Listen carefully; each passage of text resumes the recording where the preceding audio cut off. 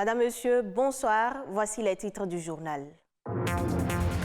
Chaque année, les travailleurs humanitaires aident des millions de personnes à travers le monde. Des efforts salués ce 19 août à l'occasion de la Journée mondiale de l'aide humanitaire. On en parle dans ce journal. Il sera également question de l'innovation au féminin. Les femmes qui s'intéressent désormais au monde du digital au Bénin. Découverte de l'une de ces femmes qui exerce dans le numérique dans un instant.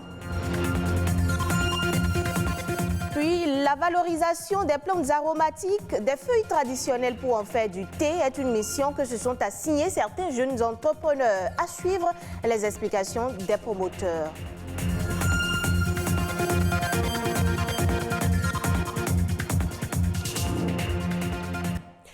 Ce 19 août, le monde entier rend hommage à celles et ceux qui font face aux dangers et à l'adversité pour aider les autres.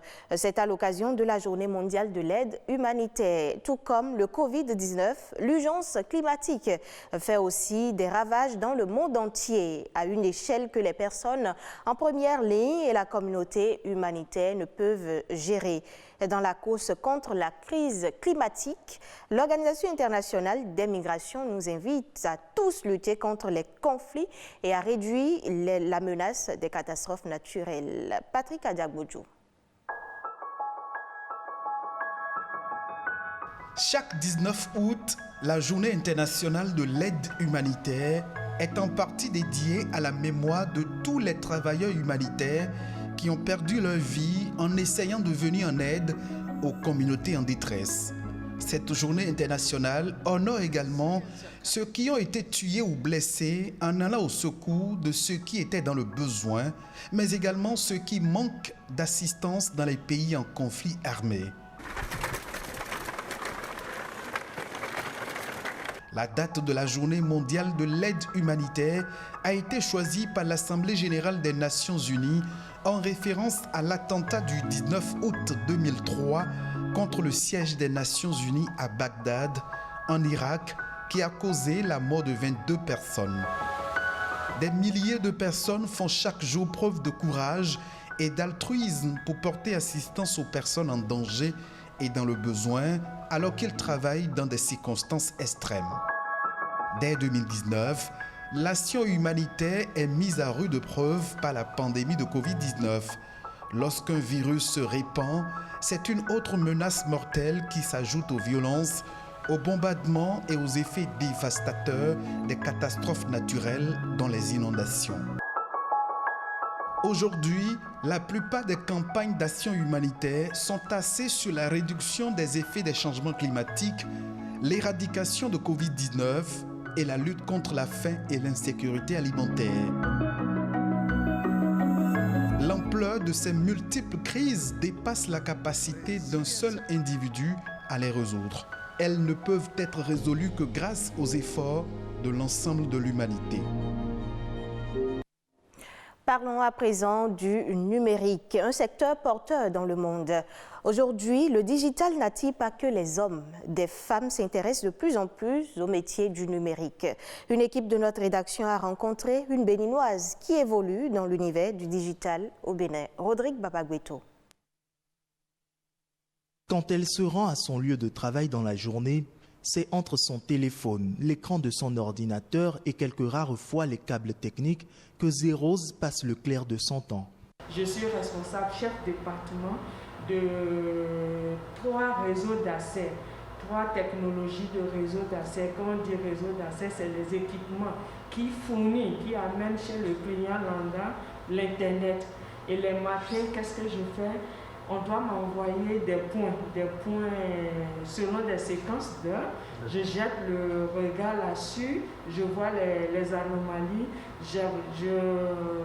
j'apporte mes analyses là-dessus, je donne des instructions. Alors, quand je prends ces requêtes, je l'envoie. Après toute analyse, je l'envoie à qui doit traiter et je fais le suivi, j'attends un compte rendu par rapport à tout ça. Un peu ce que vous avez constaté, que d'ici, j'ai pu gérer une situation à Parakou tout en donnant des instructions de prise en main. Pour en arriver à ce stade, des sacrifices, Zérose a dû en faire avec comme seul guide sa passion.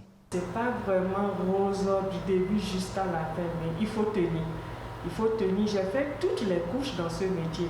J'ai été agent, adjoint et toutes les couches. Donc, à chaque étape, à cette difficulté, mais quand tu tiens là-dedans, quand tu fais tes preuves, quand un lossard se présente devant toi parce que tu es femme ou parce que le regard ou l'appréciation ou l'approche de l'environnement s'impose à toi, il te revient de t'adapter et de prendre de la hauteur par rapport à ça. Mais si tu te recroquevilles dans ta peau de femme, mais le système va t'avaler. À l'époque, c'était vraiment perçu comme un métier d'homme parce qu'on ne voyait pas derrière la réalité de la chose. On pensait que c'était une question de force physique et autres. Là, on dit, mais est-ce que tu peux tenir? Est-ce que tu as ce qu'il faut, les muscles qu'il faut pour tenir? L'ambition est de plus en plus grande aujourd'hui et cette femme, empreinte dans le digital, donne envie non seulement à ses collaborateurs, mais aussi aux jeunes femmes de la nouvelle génération. Quand je la vois travailler et quand je vois le secteur que j'adore, je pense que c'est une occasion pour moi de demander à toutes les femmes qu'il n'y a rien de compliqué. L'essentiel, c'est de se donner et de se cultiver. C'est un secteur qui impose la mise à jour.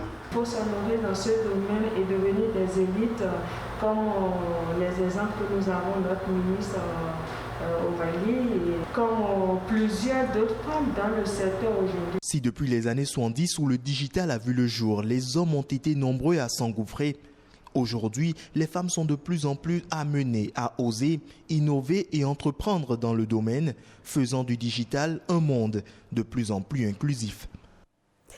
Connaissez-vous la boisson la plus consommée au monde? Eh bien, il s'agit du thé.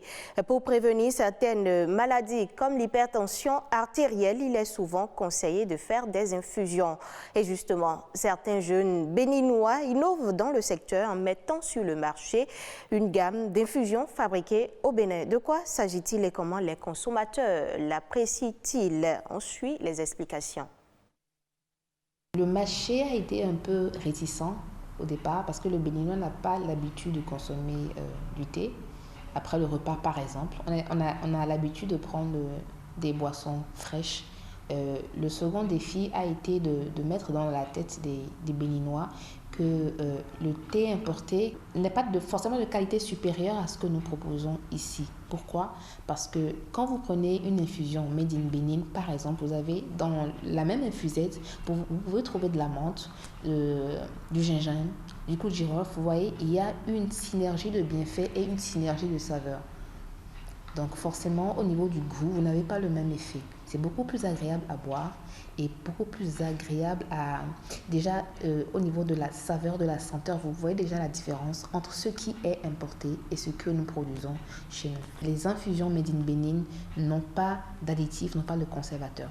Parce que l'additif et le conservateur dénaturent un peu en fait ce que nous voulons valoriser, la plante. Donc la plante est fournie et proposée à son état pur. Le mode de conservation, c'est le séchage des plantes, de tout ce que nous mettons dans le processus de fabrication. Pourquoi? Parce que le séchage permet de déshydrater la plante. Et c'est l'eau qui permet en fait, qui favorise la dégradation, la purification des plantes. Donc, lorsqu'on enlève l'eau, lorsqu'on déshydrate correctement, comme cela se doit à l'eau, lorsqu'on fait le séchage de façon professionnelle, la plante dure dans le temps. Il n'y a pas de risque sanitaire à craindre parce que si vous avez un mal de gorge, par exemple, vous me direz que vous allez prendre du gingembre et du citron. Et là, vous ne me parlerez pas de dosage. On sait qu'à coup sûr, ce sont des ingrédients naturels qui n'ont pas d'effet néfaste sur la santé, mais tout de même, pour les infusions, puisque nous sommes des spécialistes, nous avons un dosage que nous respectons par infusette afin qu'il n'y ait pas de problème d'indigestion ou d'intolérance à l'un ou l'autre des ingrédients.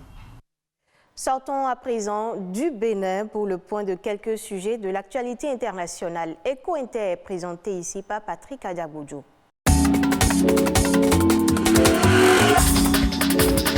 Alors que le bilan du séisme survenu le week-end dernier en Haïti est passé mardi soir à plus de 2000 morts, Les averses charriées par la tempête tropicale Grace sont venues prolonger le calvaire des habitants et pourraient provoquer de graves inondations. Des habitants trempés, épuisés, sans autre choix que d'uriner et de déféquer dans des rues menacées d'inondations.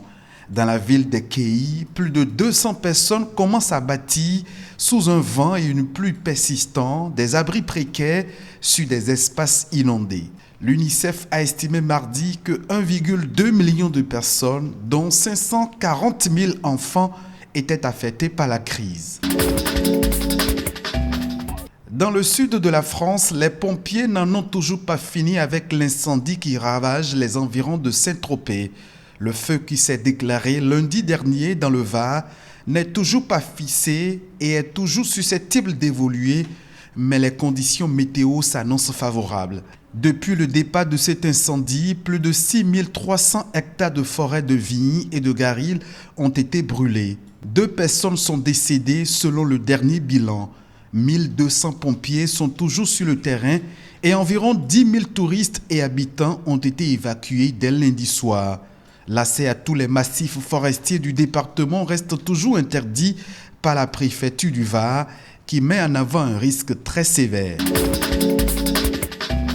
L'Organisation mondiale de la santé dénonce la ruée des pays riches vers une 3e dose de vaccin contre le Covid-19. Pour elle, les données n'ont pas démontré la nécessité d'un rappel pour l'instant et la priorité doit être donnée à la couverture vaccinale complète des zones à faible taux de vaccination. Selon l'institution internationale, 2 doses devraient être administrées aux personnes les plus vulnérables dans le monde avant que les rappels ne soient administrés aux personnes déjà entièrement vaccinées. De leur côté, les autorités sanitaires américaines ont annoncé mercredi le lancement d'une campagne de rappel des vaccins pour tous les Américains à partir du 20 septembre. La France, elle, mettra en place une campagne de rappel de vaccins contre le Covid-19 à la rentrée en administrant une 3e dose aux personnes ayant reçu les premières injections au début de l'année.